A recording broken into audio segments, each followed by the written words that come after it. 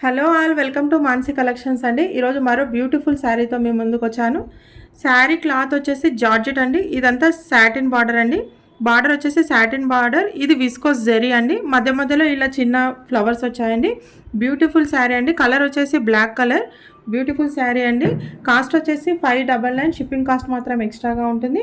Sari overall look వచ్చేసి ఇలా ఉంటుందండి. శారీకి బ్లౌజ్ పళ్ళు పార్ట్ క్లియర్గా చూపిస్తానండి.